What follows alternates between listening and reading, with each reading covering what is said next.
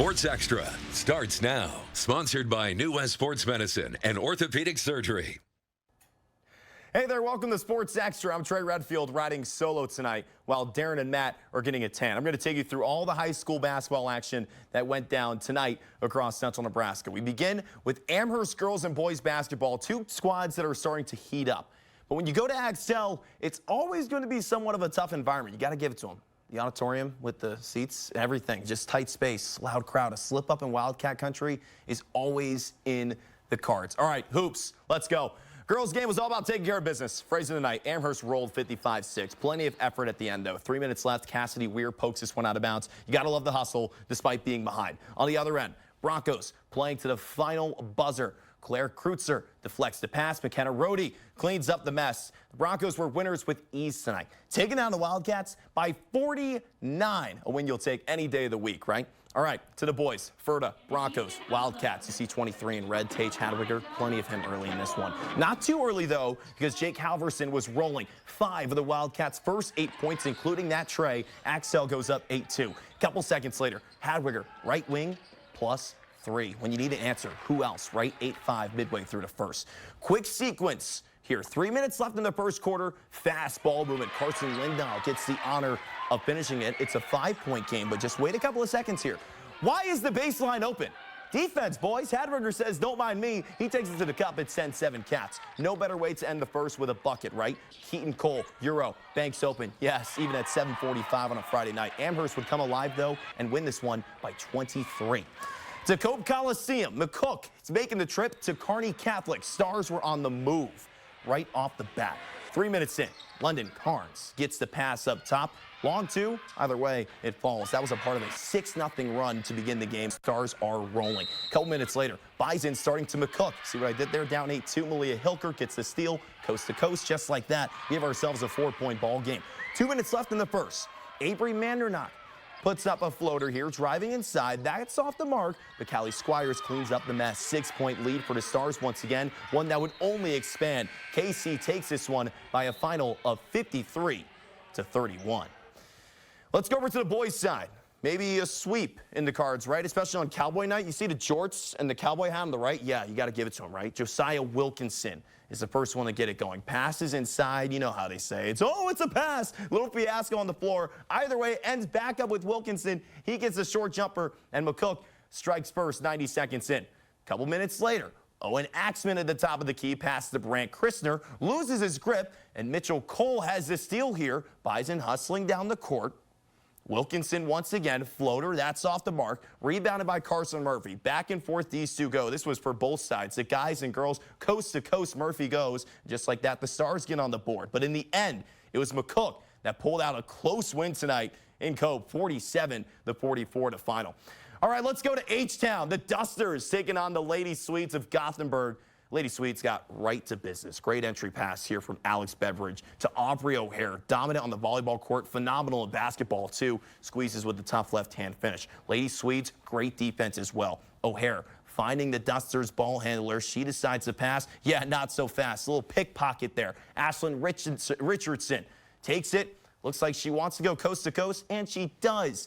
Count it, and the foul. A few plays later, Lady Swedes. Or is this the old school San Antonio Spurs, you know, the 90s? You were alive for it. I wasn't. I was born in 01. You feel old yet? Look at the ball movement, though, either way. Halsey Thomas drops a dime to Richardson for a nice finish. Gothenburg would come out on top in this one, 45-31.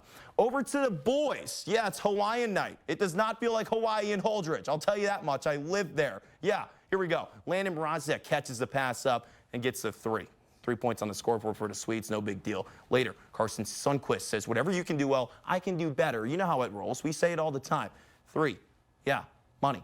Mrazek dribbles up the court once again. Trespass to Trey Stevens. Takes a few strong dribbles and finds the big Tucker Keith for the easy 2 points. Student section always saying, let's go Dusters, let's go. You know how they always are. H-Town, baby. Dusters respond with Cameron Vaughn making a nice cross-court pass to Avery Hurlbert.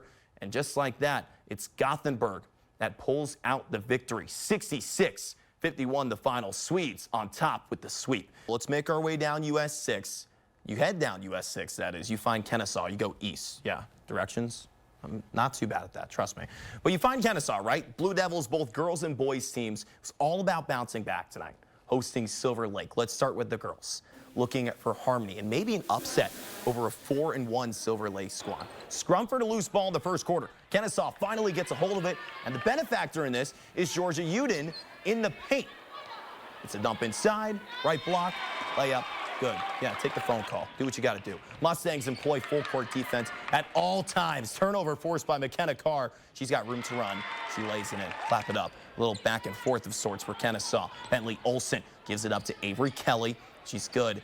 A touch inside the line. It's only 2. But hey, we'll take the points. Presence were to be found on the offensive glass. Offensive boards, rebounds, 2 hands, ladies. Fundamentals, right? Paige Payman finds a little gift before sending it back home. Blue Devils playing tight defense in the first. Ashlyn Hess with the swipe on one end. Coast to coast. Hess was saving her best for last, though. Nah, literally, end of the frame. She gets the final touch, and the moon ball drops from the heavens. Catches nothing but nylon. It'll be a 4-point advantage for the Blue Devils. It would go on the win, 36-32. All right, back to the boys. Christmas spirit. All I want for Christmas is you, Mariah Carey. But the Blue Devil boys team as well, trying to duplicate with that upset effort. Not with the way the Mustangs are playing defense late in the second quarter. Keaton Carr, need one. Mr. Grinch really is a heel. Reading the passing lanes like a defensive back. Tatum Menke times it perfectly. Pick 6. Only 2, though, in hoops. You'll take it. Silver Lake running in transition. Why not take a 3 if it's open, right? That's not there. Jordan Feynman gets the putback. Then Menke driving into the passing lane once again. Maybe another pick 6. Oh, wait, by the way. Oh, yeah, it's 2 points. Either way, do what you got to do.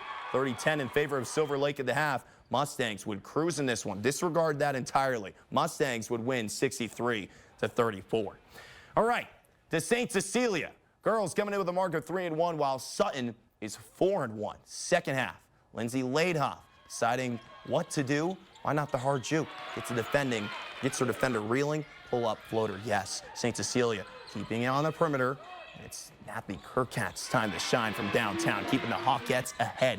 Great off-ball movement here by Sutton's Kyla Grease, freeing herself up, open look, cash. Offense clicking for the Hawkettes, though. Yeah, the ladies in white. Ryan Sabaka, little kiss, courtesy of the great Bill Raftery. Yeah, the man, whether it's in basketball or when he's calling March Madness. Inbound here, Tatum Kirkat cutting, cleaning it up, whoopsie. He'll take what you can get. Hawkettes buzzing in and around. Look at the ball movement. Yeah, just take a deep breath when taking all this in. Lefty layup for Sabaka. It drops. Third quarter winding down. Avery Smith trying to find something before the end of the quarter. How about a bucket? Banks open. It's 10:25. I don't care. Not quite enough for Sutton tonight, though. St. Cecilia takes a 36-29 win. All right, Weston Ort and the Mustangs of Sutton looking to make it a 3-2 start. They tangle with the 2-2 Blue Hawks. St. Cecilia pushing the pace out the gate, swinging it around to Graham Daly. Look at the drive up and in off the glass. Sutton using a similar tactic, getting to the rim.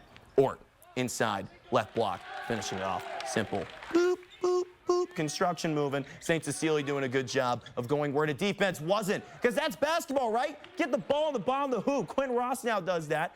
Just like that, St. Cecilia's rolling. Then on the baseline drive, the cutter, Daly uses his 5'8" frame properly for another score. Drums are moving, so is St. Cecilia. Look at the kick out, the swing. Dawson Kissinger fires for the 3. A team high 18 points for Kissinger. St. Cecilia holds, and just like that, it's Blue Hawks with a 42-30 win. We pick back up at Wood River. Both Eagles, boys, and girls. Oh, don't lose the basketball. One lesson in life, don't lose it. Pulled out close ones against St. Paul earlier this week. They welcomed Blue Hill into town tonight. All right, let's go. Eagles pride, giddy up. Do we have that? Wood River, maybe. Yes, there we go. Wood River and Blue Hill at home. Either way, look at Ellie Morgan with the save. Courtney Divitt, Macy Peters +3. Either way, 36-20. Sage Brayback with the steal here. Passes up court. Yeah, what a stretch pass. 18-point lead. Blue Devils trying to get back into the game. Ellie Mangers passes to Reese Milady, +3 as the buzzer goes off, 38-24. Milady again with the 3. She can't finish. Both teams struggling to make something happen. Either way, the Eagles were the ones that pulled out the dub. 45-29, the final score. All right, boys side, Frieda let's check out the Bobcats. Brady Carr passes to Kellen Schmidt here, looking for teammates, and said, you know what? I'll do it myself. Get the triple, 20-14 Eagles. Eagles, speaking of them, they answer right back. Reed Graves with a three-pointer. Anthony Rendoni off the assist. Once again, Rendoni facilitating to Christian Johnson, 25-14 lead. Bobcats staying in the game, though. Carr passing inside to Kyle Hubble. Basket scores at 25-16. The Eagles answer right back and win big time, 53-35, the final score. All right, let's go to Grand Island. Ladies taking on Lincoln Southeast. Man, the Knights are good. Look at the ball movement here. Therese Olds, first bucket of the game. Then Avery Graves swinging it around. And then to Addison Olds on the corner, wide open. Why not take the three, right? It's 9-0 just like that. Islanders trying to get back into the game, running low on time. Aisha Garwich going in for a layup. That's a shot clock violation. Defense, offense, all day for the Knights. Catrice Olds driving in, kicking out to Ava Newmeyer for the bucket down low. It's now 17-0. Islanders coming down the court. Audrey Williams pulls up. She can't finish. Look at the rebound from Lily Goodwin. Isles get on the board, but the Knights went cruising this one. Final score, 67-7. Now on to the guys. Gish, Lincoln Southeast. Here we go. Dan Gent passing to Jake Hilkeman for 2 points. Easy drive, easy finish. 49-32 Knights. Islanders with the ball now. Cohen Nelson with the assist to Mukadi Mukoma. He knocks down the Trey. It's a 14-point deficit. Southeast. Tay Moore driving in, kicking down low to Josiah Brown with the layup. It's 51-35. Knights back at it once again. 3-ball, that's money. Islanders fighting back, though. Bodie Albers passing to Berchul for the inside layup, but it was all Knights today. Physicality inside. You'll take it any day of the week. 17-point win for Southeast. All right, let's go over to Bertrand, where it was taking on Elm Creek. First play of the game, Addison Anderson makes a great outlet pass here to Brooklyn Evans. That sets up the offense. And the dime down low to Emma Brown. You'll take that. That is filthy. Few plays later, Shelby Scaney drives right to the basket towards a double team. Look at the pass once again to Brown. Another 2 points for 13 and White. 6-foot star down low is making it happen. Elm Creek strikes right back, though. Ryan Erickson with the interception. That sets up the offense, slowing down the fast break. Either way, you get 2 points because of the putback. Yep, simple as that. Mr. Clean, the magic eraser, or Mrs. Clean, I should say. The ladies are on the court. A few possessions later, Hallie Knapp gets the ball in the post, goes to work. Tough left-hand finish, and it was Elm Creek that pulled out the 14-point win. On to the boys' side, Vikings, Buffs. Let's go. Going at it, Caden Hatfield gets a pass in, swings it over to Thunder Nelson. One of the best names, I would argue, in the state of Nebraska when it comes to high school basketball, and especially when you can hit the three. Vikings down some, but can rely on the Buffaloes, missing some free throws. It's like one of my old guys at Syracuse, Brent Axe. You may have heard him on Syracuse.com. Probably not because you live in Nebraska. Free throws matter. That's his best 3 words that he always applies. Either way, it was Bertrand that would fall in this one by a final score of 61-56. Over to Overton real quick in Pleasanton. Waving hello, I'm about to say goodbye, too. Let's go right off the top. All about a ball movement for the Eagles right off the jump. Yeah, check this out. Grayson Luther getting the feed down low. All Overton tonight. Final score in this one, 66-32.